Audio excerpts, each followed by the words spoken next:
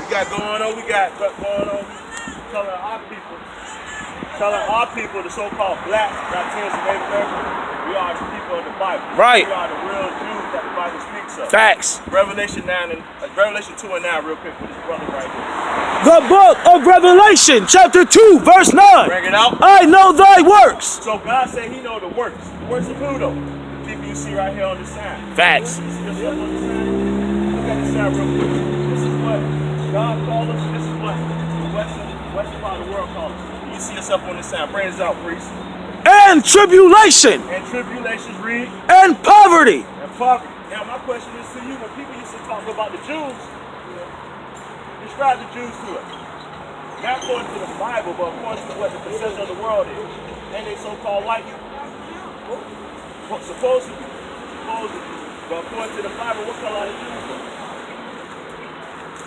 We don't know. Alright, finish reading that real quick though, please. Revelation 2 and 9. Revelation chapter 2, verse 9. Bring it out. I know thy works. So God said he know the works of the Israelites, and what else? And tribulation. And he also know the trouble that you are going through, the state of condition that you are in. Read. And poverty. And he also know the condition that we are in. We are in the lowest of we the last higher, first fire. Facts. We the least educated, basically we the ones with the least resources. Use that term, layman's term. Read it out. Bring it out, please. But thou art rich. But what did God say? But thou art rich. We don't be going through all that. God said we are rich. Why we are rich? Because everything in the Bible pertains to from the New to the Old Covenant, all pertain to Israel. Facts. Now, who is Israel? Let's get that. Jeremiah 14. Yeah, want to finish this out? Oh, finish that out. Let's get Jeremiah 14 too, please. And I know the blasphemy of them which say they are Jews. So there are people out here living today that's walking around calling themselves Jews. And I'm going to tell you, they call themselves Jewish because they know they only pertain to. Facts. They're not the real thing. That's why they walk around here speaking lies. And how they speak lies? They speak lies in their media. They speak lies in their newspapers. They speak lies in their television. They Their speak churches. lies in their churches, their synagogues, their courthouses. They teach lies throughout this whole part of this world right here we call America. But bring this out though, priest. And I know the blasphemy of them which say they are Jews. So there are people going around here calling themselves Jews, but they are really the imposters. Facts. Do you know you go around calling yourself African American, you are an imposter? You are an imposter. Just like those people that go around calling themselves Jews, they're not the Jews, they are imposters. So the reason I say you are an imposter to Europe, what do you call yourself today on this side of the world? If you got a job application, you have to fill out your race, what would you put? Not your skills. They ask you because on a job application, before they even see you, you put pretty much all your history right there on the paper. You put your name. Shit, they might ask for your references, your friends, your mother, your father. Yep. Now, along with that, they also ask you your race. Yep. For your race, what do you put down from what they taught you? Because I know throughout my living that we've been called African American, we've been called Afro American, we've been called Negroes, we've been called Negroes, but we still call those days today. Prime example, Kobe Bryant. Even though he was an NBA player, but the newscasters ridiculed him. Yep. You know what they said? And think if people ain't gonna catch on, but you know what? It's hip talk. Saying, oh, I said the word too fast. But how can you get the word nigger mixed up with Lakers? Or Knicks. Or Knicks. How can you?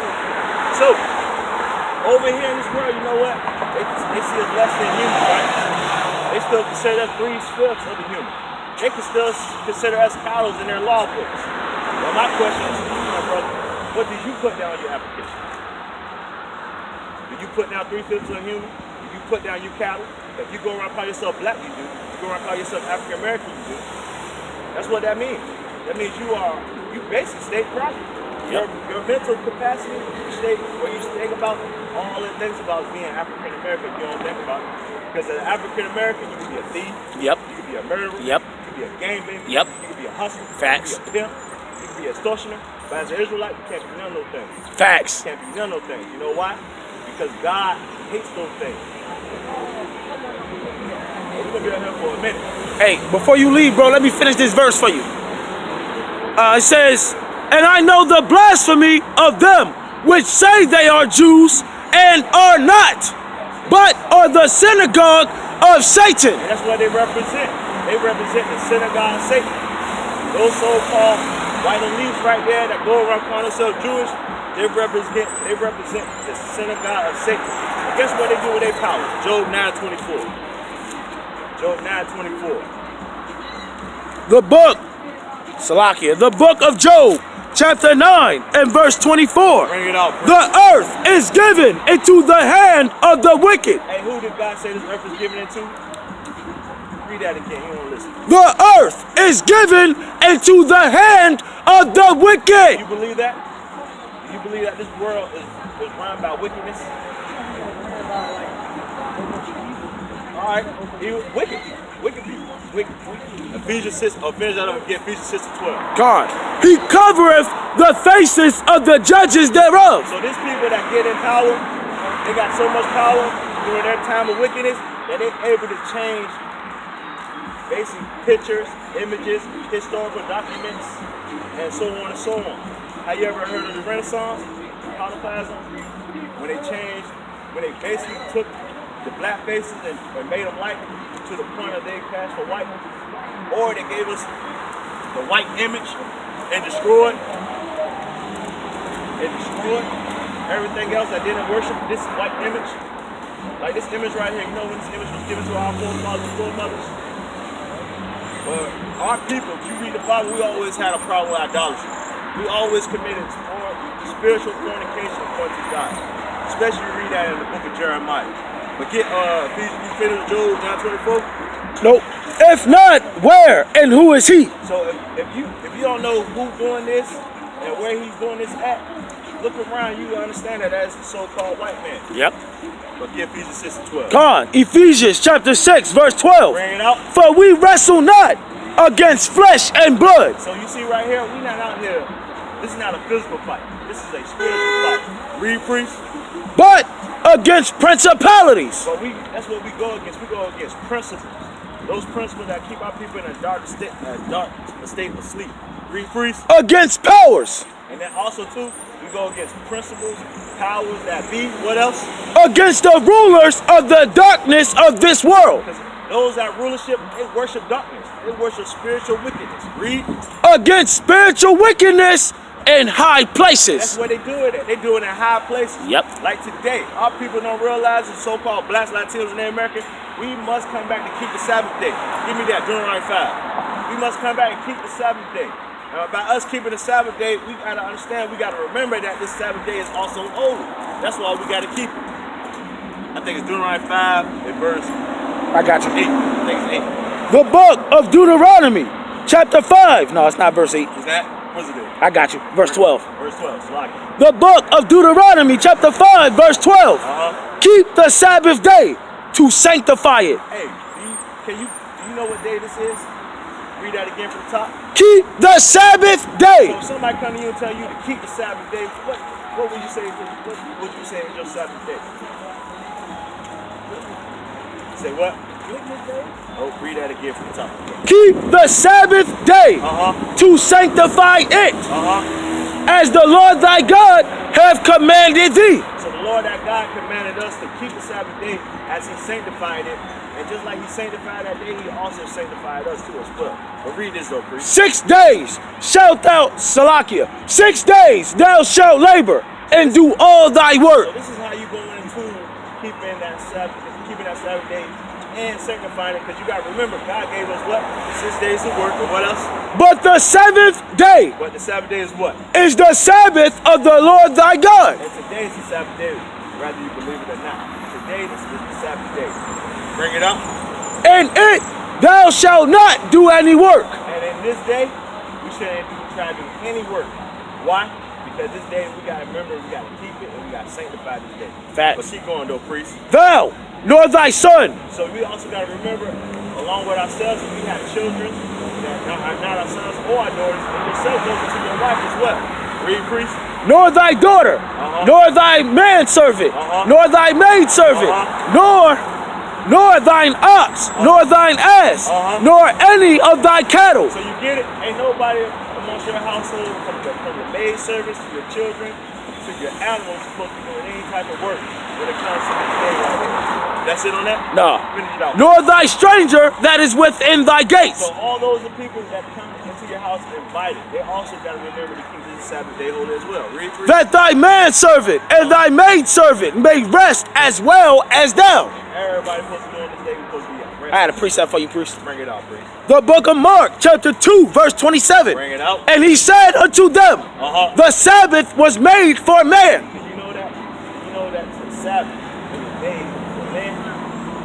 Today, that's why we're supposed to rest today. It was made for us to rest today. It's made for us not only to rest, but also to build as a nation of people. Yep. To come together to build what you see right now with destruction. But we're supposed to be bringing back that kingdom through our work, through our labor, through our effort. Read, priest. The Sabbath was made for man, and not man for the Sabbath. And that's why we should realize that. So when God made the Sabbath day, he made it for man. He didn't make that day for us. Read that from the count. I want to mess it up. God. The Sabbath was made for man, and not man for the Sabbath. So God didn't create us just for the Sabbath. So you know what we're supposed to do on the Sabbath? Exodus 20. Let's get right into it. Exodus 20. Exodus chapter 20 and verse 8. Because people right here, you go around, people will say, the calendar's been changed, the year's been changed, the time been changed. But you know what? God said that would happen. Yep. But to our best ability. And it's not because of convenience, but it's only because how the spiritual high powers set up the system now, that today, if they were to go back, if you would count the first day of the week to be Sunday, the seventh day of the week would be today, Saturday. Yep. Would be today. But keep going, priest. Exodus chapter 20, verse 8. Remember the Sabbath day. So remember, if you read to the Deuteronomy 5 and 12, you got to keep the Sabbath. But now it's saying now we got to remember. It's telling the Israelites we got to remember. So that means the preacher probably says that the Israelites, they're going to lose their nationality, they're going to lose their heritage, their land, their tongue, their language. That's what happened. That means they're also going to forget their laws and commandments that was given to God. Yep. So we're going to break away from the Sabbath. That's why it tells in the scriptures that we got to remember the Sabbath. And what else? Remember the Sabbath day to keep it holy. And we got to remember that this day is holy. And we must keep it holy. Read. 6 days shalt thou labor and do all thy work. And there it goes. God gave us 6 days to put in our grind in. Yep. To make a living. But on the what day? But the 7th day. This is that point though. He wants you to make sure that you make this day different than every other day. Read. Is the Sabbath of the Lord thy God. And it thou shalt not do any work. And it, just like it said in Deuteronomy, it's just reiterating that we ain't supposed to do work again. And who else? Thou, nor thy son. Now goes into you and your wife, if you have a wife, and also your children. Read. Nor thy daughter, thy manservant, nor thy maidservant, nor thy cattle, nor thy stranger that is within thy gates. For in 6 days the Lord made heaven and earth, the sea, and all that in them is, and rested the 7th day. Before you like that, do you see yourself on this sign? You know I want 1 Corinthians 3 and 16. You see yourself right here. Judah problem. Alright, so before you like that, Judah. Let's find out what the Bible says about us. Pray it out. The book of 1 Corinthians, chapter 3, verse 16. Know ye not that ye are the temple of God? So you gotta remember. If you say that you recognize yourself as Judah, you gotta remember that you also are a temple of God. That God rests in you. So do you know right now? Because on that cigarette, you can read the signs right here from the Surgeon in the morning. It tells you that God will kill you. Yep. So you literally are destroying your temple, according to what the scriptures are saying. Because you are defiling your temple with poison in your body right there. Because on that package, it tell you that this right here causes emphysema, cancer, lung disease, and so on and so on. Yep. And also too, let me give you some more facts. Also too, they don't tell you this, but you also lose your limbs from cigarettes. How I know this? I have a aunt. She literally losing her limbs today.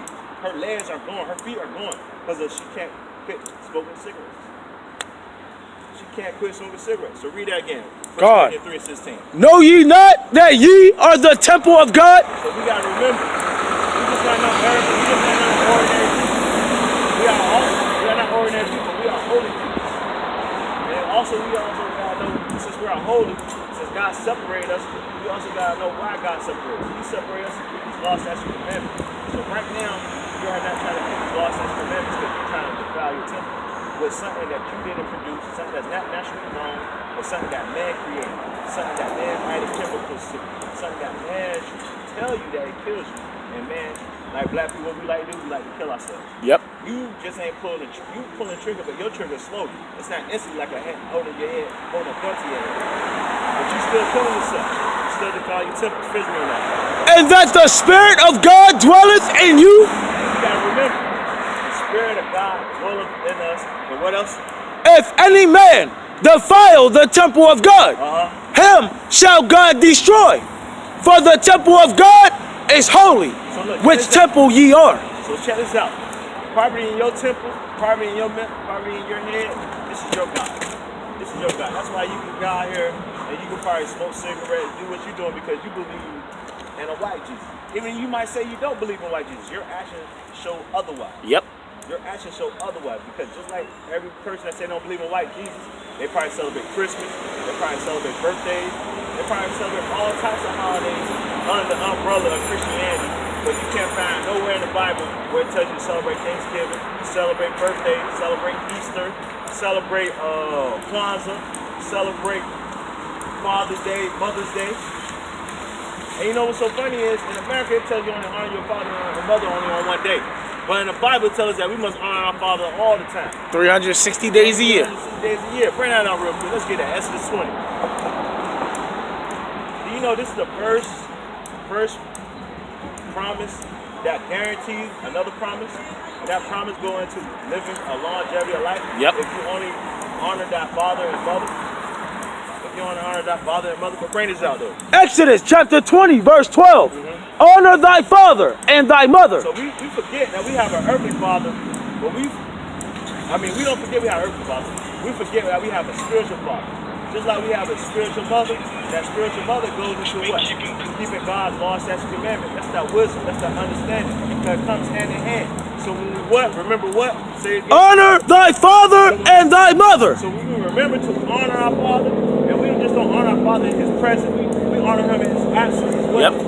And how we honor him in his absence as well, he's showing ourselves as Israelites, as the man that he told us to be.